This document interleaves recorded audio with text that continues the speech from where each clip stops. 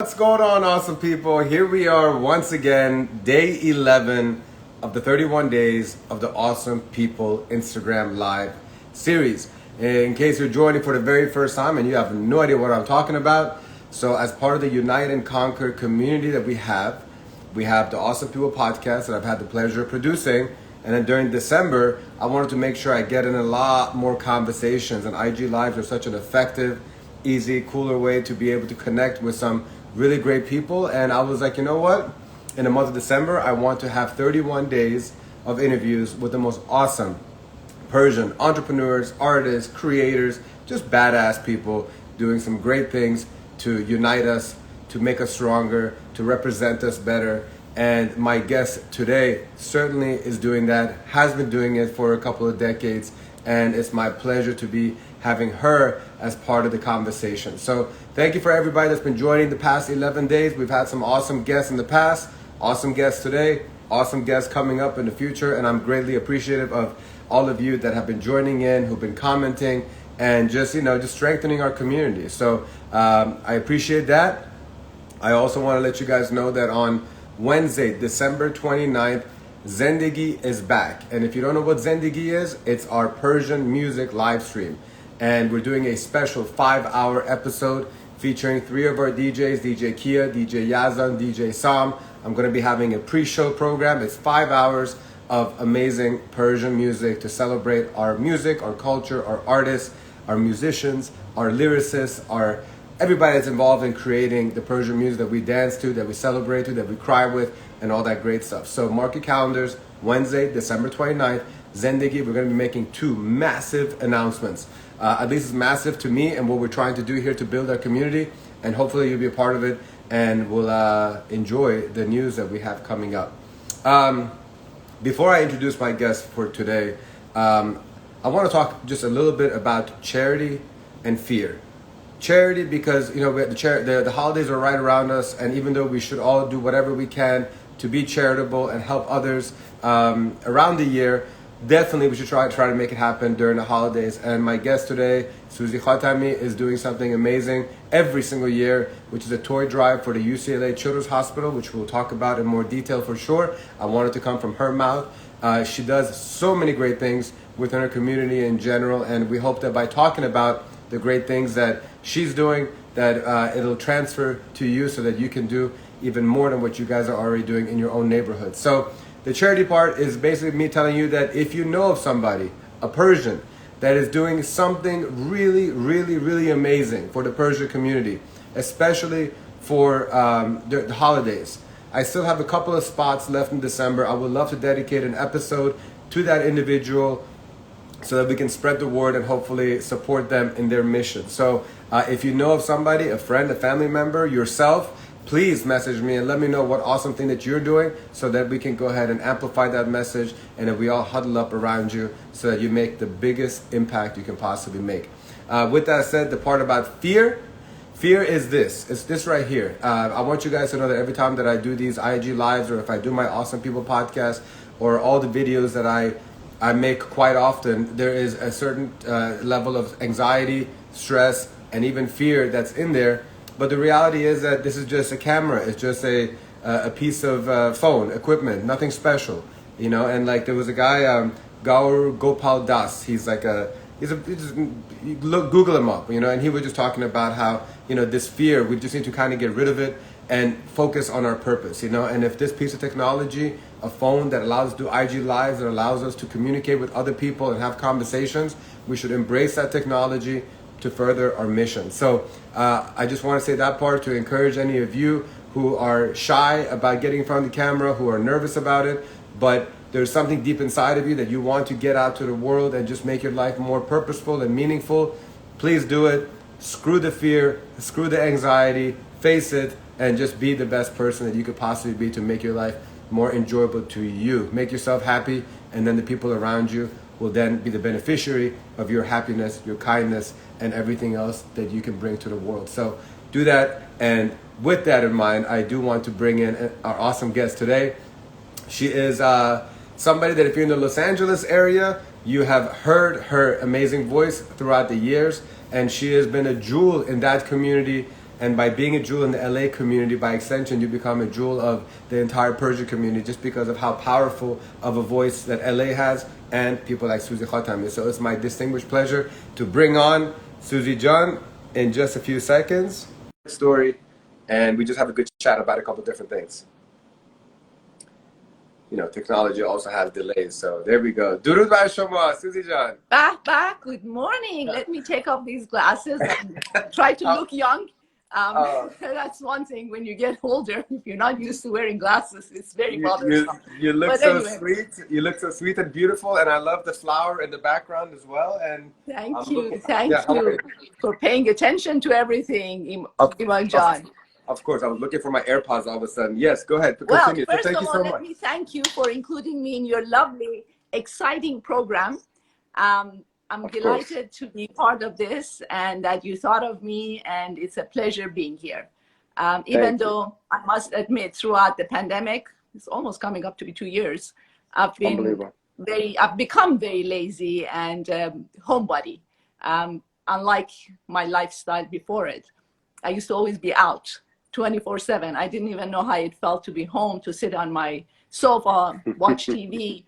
But now, God, I have plenty of time to do those things. And I've become kind of lazy in my own world and just stay home, relax, do things that I never had the opportunity to do, reading books, listening to lovely music, watching a lot of movies, just like most people have been doing, just not me. But anyway, I'm glad that you asked me to do this. So I had to get up this morning, put some makeup on and look kind of reasonable and be here with you and your followers. So thank you. You look lovely, and your voice resonates so much positivity and energy, and I appreciate you making time as well. Totally. And you know what? Somebody like you who's been hustling and grinding and doing so much for so many people, you were deserving of a year or two of just a little bit of relaxation, reading up and doing whatever it is that makes your heart happy. You are truly deserving of it. But because you're still young and youthful, I want to make sure that you do get back to whatever it is that you always do, because that's in your DNA. You know, people who do all this running around and doing so much, they can't just sit down for too long. So you're just taking a little breather, but I know that you're working behind the scenes to continue doing special things in your own special Suzi Khatami way. I have no doubt about it. Thank you so much. I'm amazed that you have so much word of confidence in me. I hope I don't let you down. But not at all. Yes. Well, hopefully once the world gets back to semi-normal, we will get out. As a matter of fact, last night was one of the very first night I went out, believe it or not, and everybody was shocked. Oh, you're actually out? What happened? I'm like, well, I got my booster as well, so might as well use it. Otherwise, you know, what's the point of getting everything and still stay home? But I must admit, I was a bit still afraid being amongst people because I haven't been out for so long, especially like an indoor. Although it was just a very few people and they were all vaccinated and everybody kind of told me that relax, it's all cool. But I must admit, I was a bit nervous. I mean, it's like a very new. Yeah, and it's a guilty feeling, you know. It's like azab wujdan is when you're out there, because you kind of feel guilty that there's other people that are getting sick. Should I be doing this? Am I being selfish? So you're constantly thinking about that instead of just enjoying a glass of wine and enjoying the. You got it. You got it. Yeah. So, I mean, well, as fun as it was, it made me nervous. So I don't know which one is better, to stay home and relax in that respect and yet get bored and not see your friends, or go out and just get a little nervous. Maybe I would overcome that by doing it more often. I don't know. You need a mixture of it. You know, at the end of the day, human nature desires wanting to be in society and being amongst people. And so the fact that you made it this long before truly being, amongst people, you know, like you need this as well, you know, for your own sanity. Oh, totally. That's what I was thinking. You know, I thought it's either going out and be amongst people, because I'm a very people person by nature. And I just miss my friends, people. You know, it's different than sitting home talking to people on the phone or Zoom, which is what I've been doing. But nothing is as good as seeing your friends, giving them hugs, and just be with people. You know, the feeling is unbelievable. So yes, I hope that the world gets to the lifestyle we used to have, or semi. Most people I talk to, they go, it's not going to be ever the same. Well, I always have a positive attitude, and I always look at the half full of the glass, and I'm thinking, well, hopefully maybe one day it will. This shall pass. That's what I look at. Hopefully, as long as the glass is half full of wine, or as Fred, who's watching, whiskey, because he loves whiskey. As long as at least half full of whiskey or wine, I think whatever you like, whatever your preference. Right. Talking about this pandemic, how is it in your state where you live nowadays? Is it as bad as here, or how's it going? Sorry, I didn't mean to change the subject on you now. I'm by nature, I always ask questions. Sorry. Stop me when you want to. I'm all yours. You are a natural born host with a lot more experience than me, so I can. Not at all. Not at all. But no, so I've been actually going back and forth between DC, which has been my hometown for 30 years, and then Miami. When my entertainment company was essentially shut down and in a coma, I had to figure out a way to, first of all, be around family, and my family was in Miami. Mm-hmm. And just because I saw more opportunities in Miami as being a freer, open state in Florida. And so I was like, you know what, I had to kind of do my whole version of pivoting. So I spent more time in Miami, and then now, fortunately, weddings and events are happening again in DC. So now I have to go back and forth. And I'm between two great cities. I love DC. I'm a proud Washingtonian. And then Miami, people have a false impression of a crazy party life. But there's so much beauty and nature and culture and diversity in Miami, and art and entertainment. And it's a great place to be. And also wherever the family is, home is where the heart is. So to be able to kind of go back and forth, it's a blessing for me. And I feel bad for LA and Cali, because I know how strict they were. DC was strict, but I know LA was. Miami, they were super, super open. I hear that, because I have some family members in Florida, and I hear they're so relaxed and chillax. They're wondering what's going on with you guys in California. Everything is so strict. But well, I hope that you guys get back to better circumstances as well, just like the rest of the world. So let me ask you, Suzi, first of all, for those who don't have the pleasure of knowing Suzi Khatami, can you kind of give a little background of who you are, the career that you've had? Sure. First of all, thank you for the introduction. You did pretty well on introducing me, so I don't think there's much left for me to say. But I think throughout the years, some people actually, like myself, when they came to my show, they started asking me questions, and they teased me, and they said, you asking me to be here to, answer your questions, but what about if I ask you questions? I'm like, go ahead, I don't mind, So on that note, people got to know what I've done in the past, my education. I grew up in England.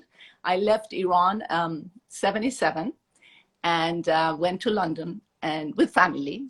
So I didn't go through like a student lifestyle in London. So I kind of missed that, although the ones that they were student lifestyle, they were like, oh, you lucky living with your family, still have chalo khoresh and whatever. And we miss on that. But anyhow. So we always want what we don't have. Totally. Grass is always greener on the other side, right? That's it. Anyhow, so yes, I was there with family, and then I went to school, to college, and then I ended up doing nursing. So I got my degree in nursing, and in specific, I did OR nursing. So I became a nurse for the OR. Yes. So then I left London for Los Angeles, because I always wanted to come to LA and reside here. One of those dreams that I had. Actually, in particular, I always wanted to be in Laguna Beach. So I don't know if I ever make it there or not, but that was actually my dream, because I love it there. I used to come for holidays and vacations. So anyhow, so I came to LA and resided here, started working as a nurse in a couple of fancy hospitals, St. John's and Santa Monica Hospital, which is now as part of UCLA. And one thing led to another. Then I eventually got married, moved to New York with my husband at the time, and we had our son there. His name is Sam. He was born in Connecticut, actually. And then after a few years, we came back to Los Angeles. Now, on that time, I was home taking care of my son. And then I started watching Persian TVs. It used to be on cable, just on weekends, like an hour or so. And if my colleagues don't mind, I was quite disappointed, thinking, because I always had high regards for Persian people, our community. And looking at these TVs, that was really like very basic. It really was like, oh my God, what are they talking Low about? quality production. Yes, Low very, quality very, content. totally. So I kept nagging and complaining. And one day my ex said to me, well, why don't you do something about it? Don't just sit and complain. If you know how to do it, go for it. I'm like, me? I have no background in journalism, TV production. What are you talking about? He said, you have good ideas. Anyway, one thing led to another. Long story short, I started doing my TV production. And I did it on a cable TV. So I did 1 hour a week on weekends, a TV. And my role model was Oprah Winfrey at the time, because I used to watch her show every day. And I learned so much from her. So she was my school for TV and journalism. I learned plenty from her, seriously. She is the queen of it. Oh, totally, totally. As a matter of fact, once I started my TV, she sent me a letter congratulating me for entering the world of TV, because I reached out to her and I told her I'm doing this, and she was my role model, and she sent me that letter, which I always keep. I was so overwhelmed. Anyhow, so that TV was obviously for Persian community, and I tried to copy what she did, bringing people as an audience with their issues, bringing expert to answer it. And it did very well, believe it or not. Well, because at the time there weren't many things happening for the Persian community. So that really went well.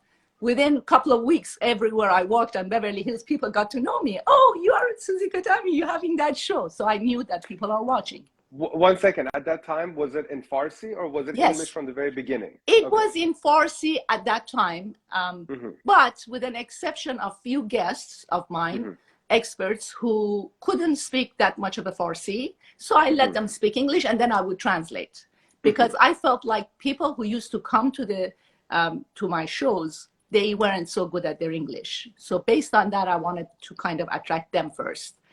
To kind of get them going. And then eventually my vision was to switch to English and Farsi and bring young people. So anyway, good question though. Anyhow, so we did that. And then soon after, there was a radio station here in Los Angeles called KIRN 670 AM. The owner, American Jewish, and he decided that the population for Iranian is great here. Why not having a station for them? He had many, many stations for Spanish-speaking people at the time. But he decided to give one station to the Persian community. So they called me out, because by then I was known in the community within a few months, that was. And they asked me to do shows and produce shows. And I said, radio? I've never done radio. So they asked me to sit and talk to them. I went there with few things in mind, and they were very surprised. They said, for someone who's never done this, you have plenty of great ideas. My ideas was one of them was a show for young people called New Generation. The other one was Live from Hollywood. Talking, about entertainment shows. So I would talk about the chart, the music, top 10 every week. I would bring American guests. It was difficult though, bringing an American guest to a Persian radio station. Why would they want to come there? But I used any connection I had, and I had plenty at the time. And I would bring as many as guests as I could, filmmakers, actors, musicians, whoever I could get my hands on, I would invite them. And of course, the Iranians, the famous Iranians, they would all be on my show. I don't honestly recall any artist that I haven't yet interviewed, to be very honest, on my Live from Hollywood. That became a very popular show, if I may say so. I remember. I used to watch them.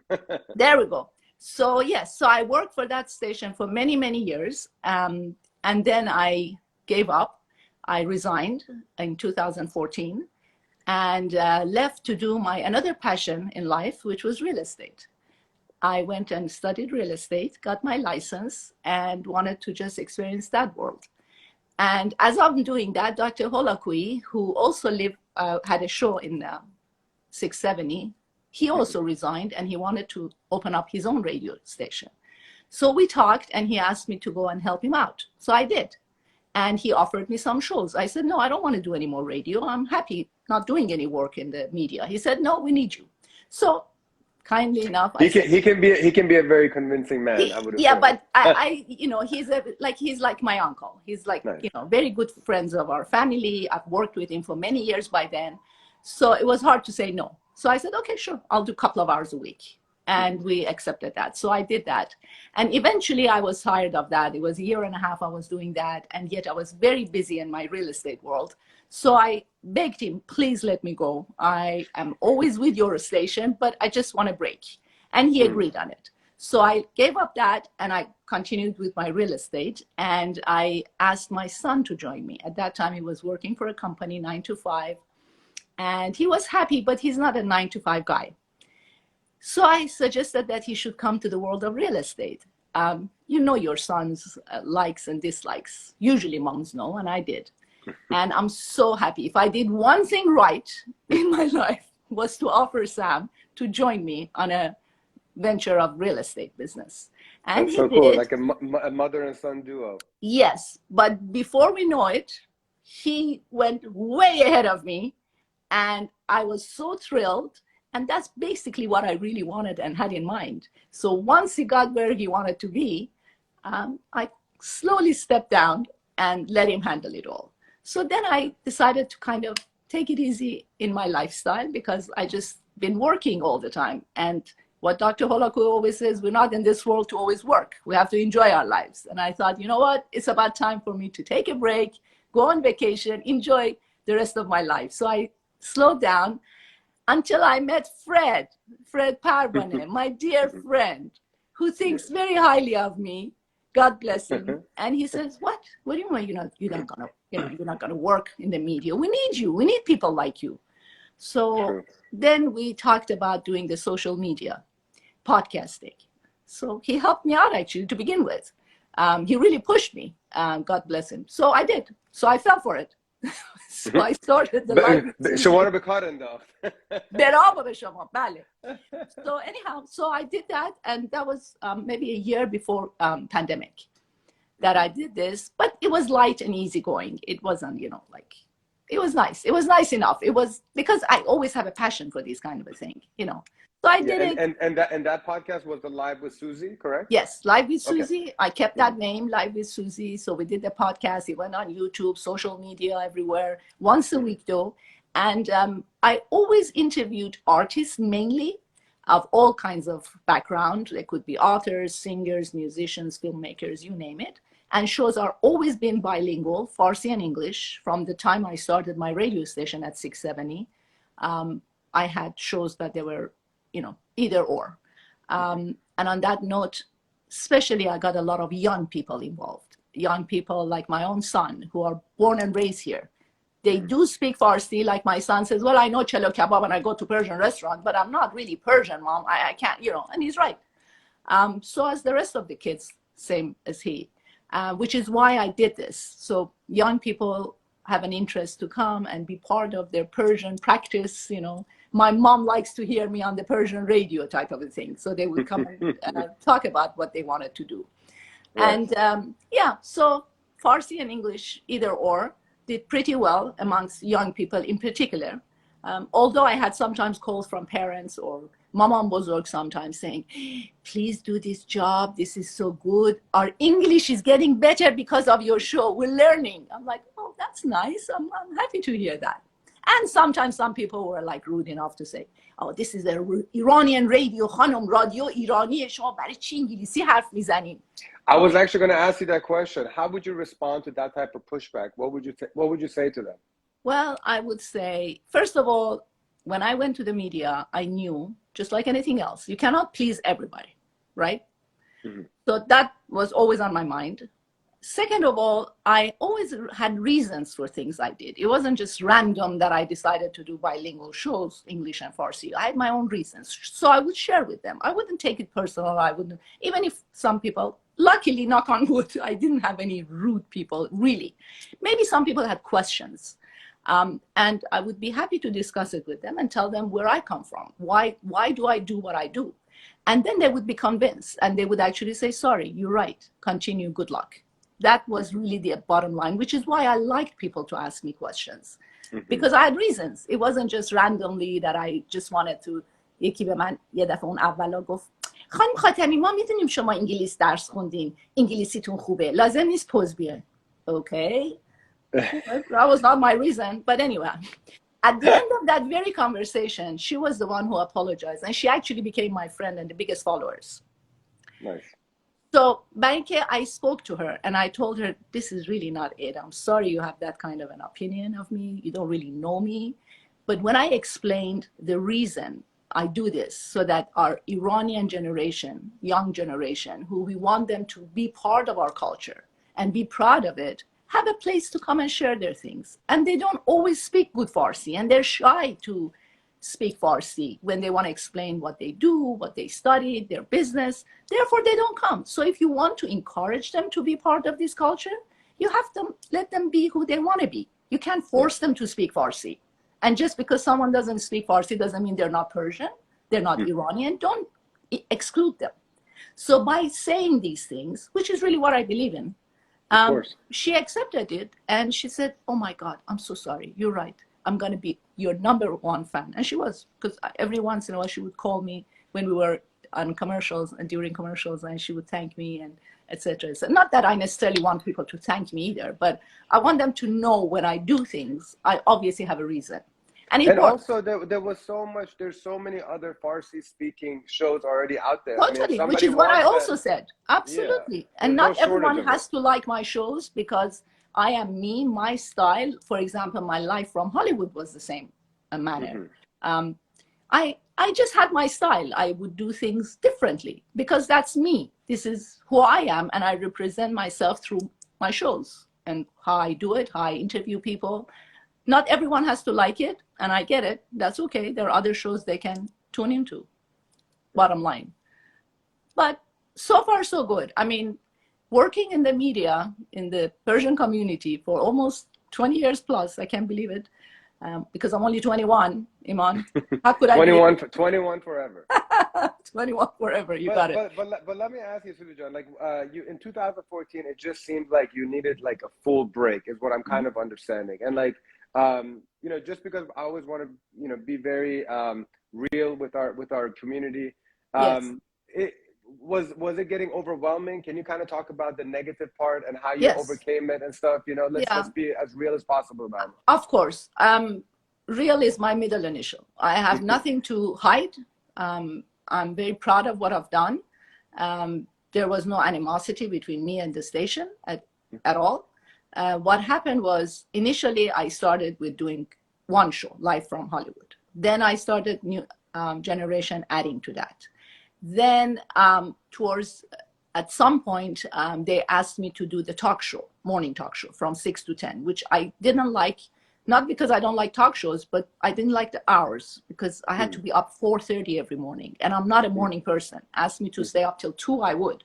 Getting up 4 o'clock, it was like every day I had jet lag. I just couldn't deal with it. So I finally really begged the management to let me go. I couldn't handle it. Although a lot of people love that job, I understand. But for me, it didn't work just because I couldn't deal with the hours. Anyhow, so I did that talk show. Then later I got back to my other 2 shows.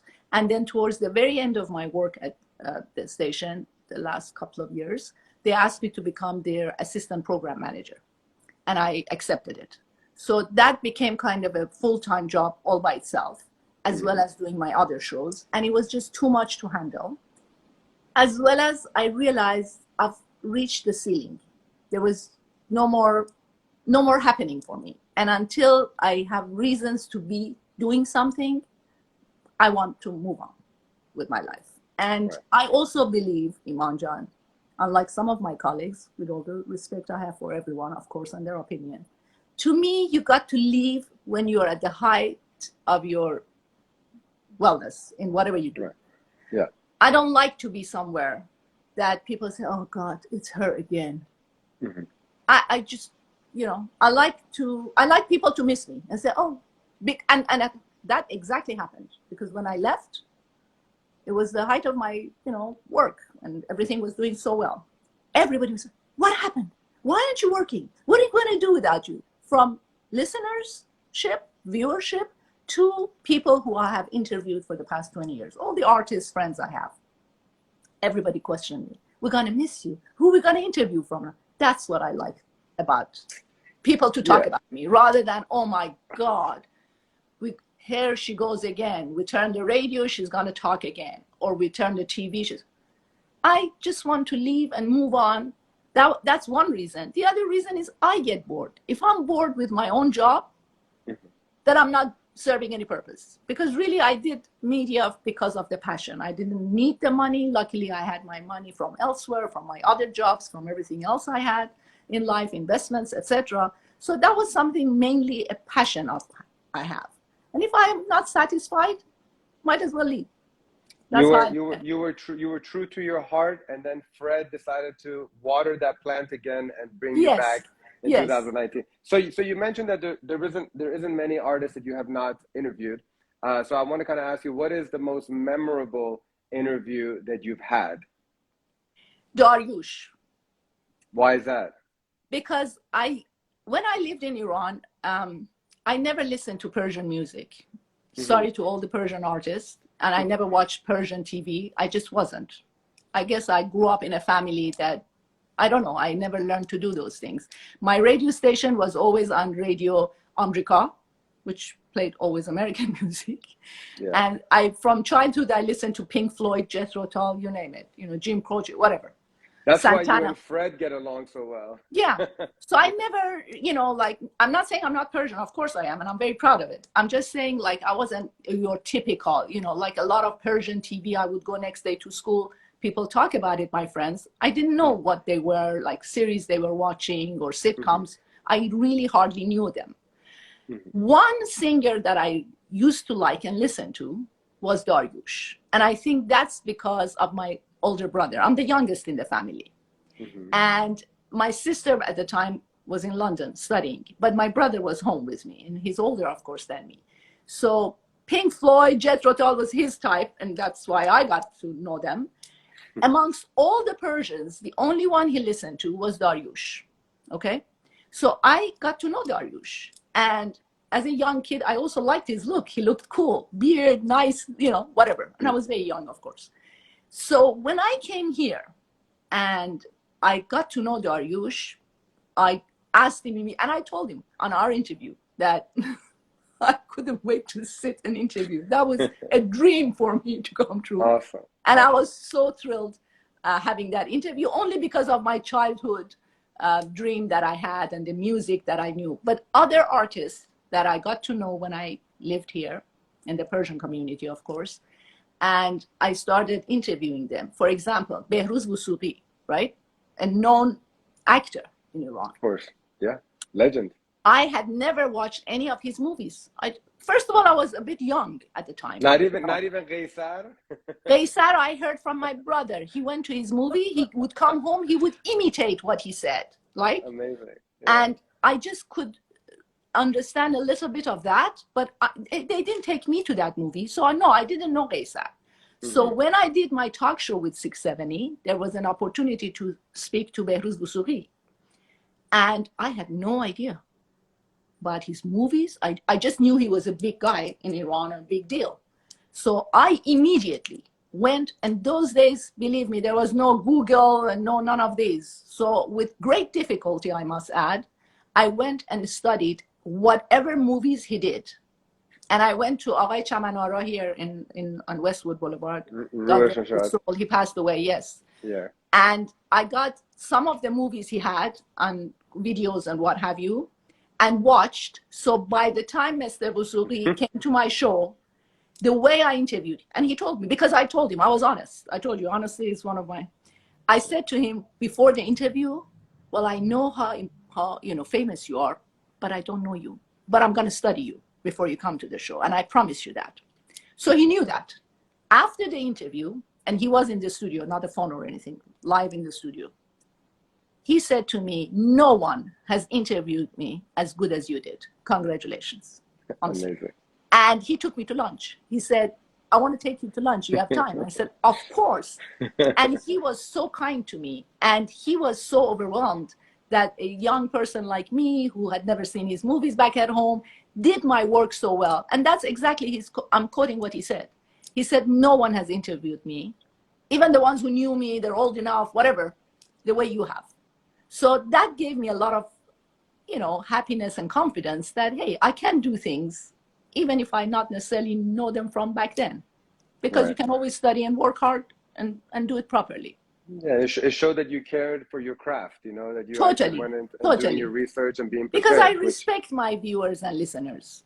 You know, I just don't assume, well, never mind. No, I do mind. I want to make sure everyone is respected, and I, you know, deliver a good job, or I just sit home and join the rest of the crowd and not waste anybody's time. To do a little, first of all, we have something in parallel, which is very interesting. You had a show that was called Next Generation, you said, right? New Generation. New Generation. I used to have a show called Nasle Ma, or Our Generation. There we go. With like 20 years ago on Rangorang, which is so wow. when I read that, I was, that's crazy. I did like 9 episodes back then, interviewing local Iranian artists in the DC area. There weren't that many famous ones. And then Behruz Busiri, you're saying how you were unprepared. Well, you did end up being prepared, but you didn't know his stuff. So one time, 15 years ago, Behruz came to do his play, he did like a whole tour. And I forgot what it was for, but I was summoned to kind of do like an interview. And I was so afraid because I didn't know anything about him. So we have 2 similar stories that I want to kind of share with you. That is cool.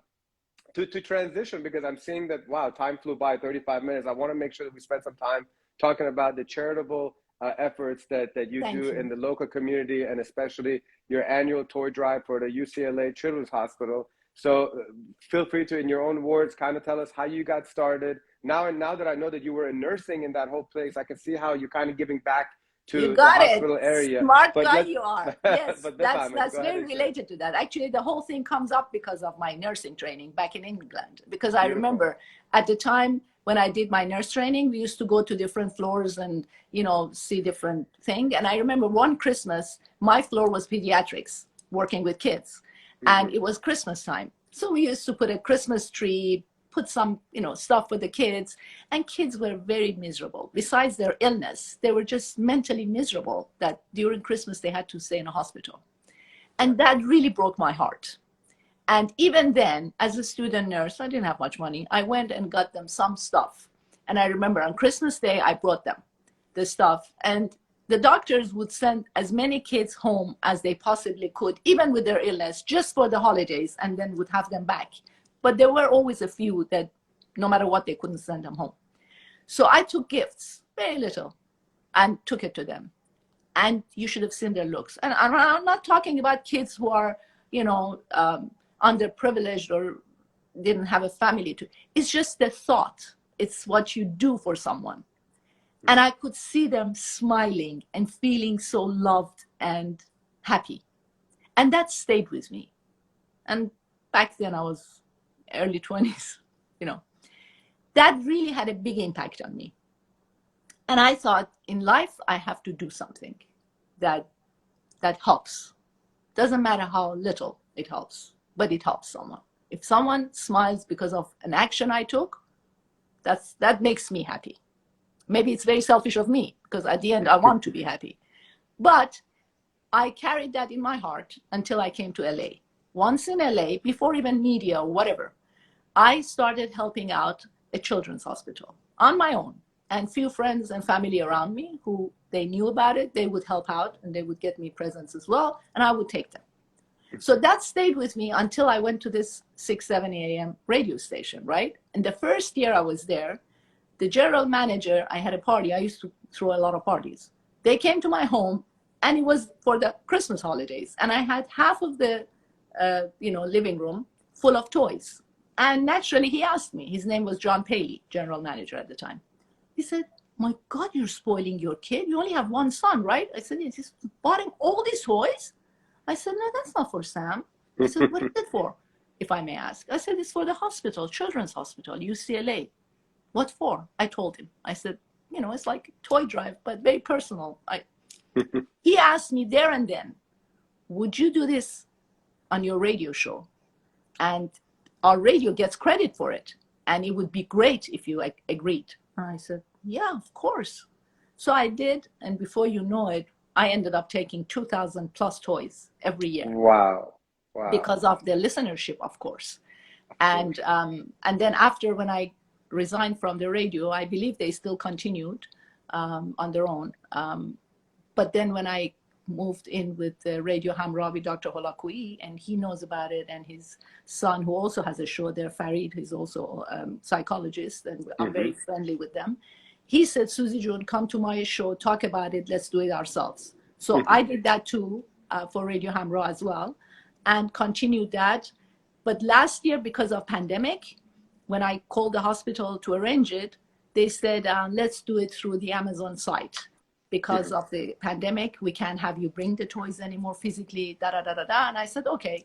I first was disappointed, I must agree, say so, because the idea of taking things there, even though I didn't see the kids, but see the staff and going there, just get the feel, made me feel somehow I'm doing something. Right. The fact that I couldn't go last year, I thought, oh, what a shame, But then, funny enough, I felt very happy at the end. Again, I always look at the half full of the glass. And that was because everybody could participate from no matter which part of the world. And I had people calling me from Iran, from England, from New Zealand, asking to participate and saying, can you give us the website? We want to go to this site of Amazon and participate in this toy drive. So I thought, my goodness, this is even better. You took something local and made it global. Absolutely, because, and locally people had to go buy the toys, bring it to wherever I would ask them to bring. Then I had to take them to the hospital. And sometimes I had to ask my son to also bring his car, 2 cars full of toys. We would go there. So last year we didn't do any of these things, just announcing the site of Amazon through the Mattel Children's Hospital. And people did it, and they would just let me know how wonderful that is. And we're doing the same thing. I called the hospital this year, and they said we still continue the same thing because really nothing has changed as far as pandemic is concerned. So thank you for asking me for that. And I talked about it on my live yesterday, and I put the actual site from the Amazon and the hospital that they actually sent me kindly. It's there. So people just click on it, and it goes there from $1 to God knows how many. You can just help if you want. Is that like on, like, how can anyone who's watching, I'm going to put it in the YouTube description link once we're done. If you do it, because it's nothing that I can easily say. It's a big link, so you just got to go click on it and get there. Maybe they can message you on Instagram, or you can send me the link. I'll definitely add it. Or they can go to Live with Suzi, check out on Instagram. I actually put it yesterday underneath my talk about it, so it's there. And I tried it to make sure the click works. I tried it on my own Instagram. It works. So good. So it would be perfect. I do appreciate what you're doing for the children and the community, and hopefully everyone watching will also do their part to support your mission. Before I let you go, there's a couple of things. First of all, what advice do you have to younger generation of Iranian, especially women, who are interested in going to the world of journalism, hosting and producing? Based on your experience, if you could give them one word of advice, what would it be? I would say go for whatever you have passion for. Don't listen to others. Don't take no for an answer if you really seriously have a passion in something. Great. And don't just, by the way, nothing is easy, because a lot of people, when I had interviews on, doing my work, they would call me and say, lucky you, what an easy job you do. You sit there, talk, and you're having a fun. خوش به حالتون خانم خاتمی. I'm not saying bad به حالم. Of course, I did what I liked and had passion, but nothing is easy. Doing an interview for 1 hour took me, few hours to get ready for it, if not more. So it is work, but if you love it, you don't notice it. So if you have passion for it, go for it. And by the way, talking about young women going through journalism, there are a good handful of them that I interviewed when I were young. They were getting into school. Now they're journalists. They're quite successful. And they're out there all over the world, and I'm so proud of them. Very good. And if there's Persian ones that are a couple of your favorites, feel free to recommend them to me. I'm really enjoying doing these awesome people Instagram live segments that I was doing 31 days in December, but I want to continue doing this as many as I can in the future. So any recommendations? One of them is Tara Kangarlu. I just remembered her name. I'm not good with names. But Tara is one of the ones that she came to me when she was very young, lovely young lady.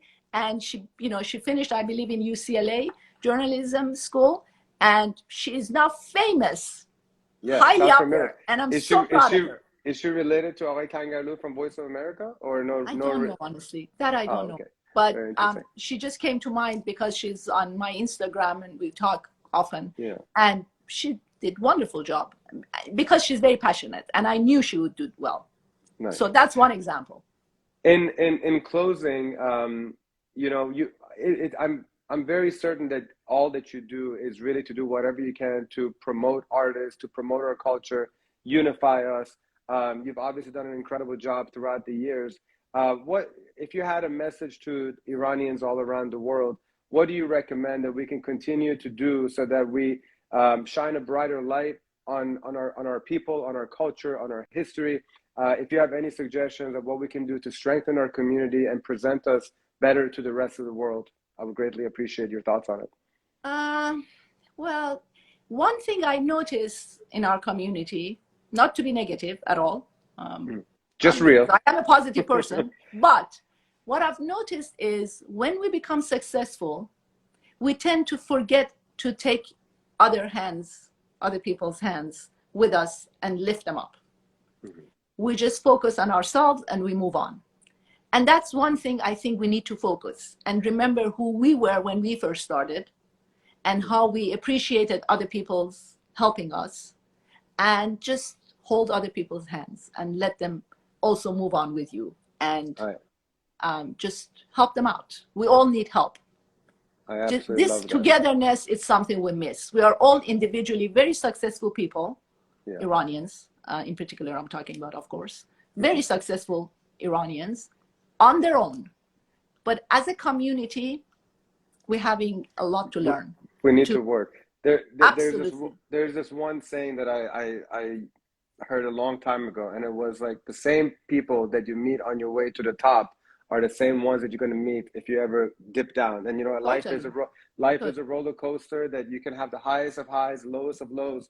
But the beauty of life is that even if you're at your low, there is opportunity to come back up, you know? And so like being able to be kind and courteous and on the way up and then lift other people, like you mentioned, is what makes life just more beautiful anyways, to know that, you know, you can rely on people. Just helping others to also lift up. And don't forget the ones that are underprivileged. Not everyone is as privileged as we are. So I think keep that in mind. We're doing a great job. Yeah, for sure. I love to end this wonderful conversation on that positive note. And thank you again for taking time out of your Saturday morning to join us from LA. On behalf of Iranians all around the world, I genuinely want to thank you for all that you have done and you're going to continue to do. And appreciate the voice that you have been for the younger generation that has inspired people like me to go ahead and interview other successful Iranians around the world. So much love to you and your family. I'm so proud of you, Imanjan. I'm so proud of you. I will continue watching your interviews. You're doing a great job. Keep up the great work. And I'm very proud of you. And thank you for having me be part of this show. Happy holidays to you. And happy holidays in advance. Enjoy it, and happy New Year to come. Bye-bye. روز شما بخیر. All right. So again, thank you so much to the lovely Suzi Khatami. As she exits, I do want to end this program with 10 seconds of gratitude, which I have started all episodes with. And so just for 10 seconds, all the people watching, feel free to just close your eyes and just count your blessings as we end another episode of Awesome People Instagram Live.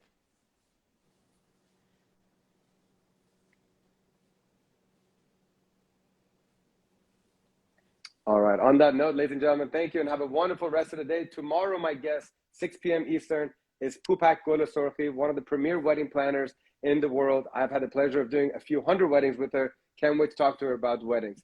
Ruza Hamigi Becher, Khodafez Suzi Jan. Take care. Much love. Ciao.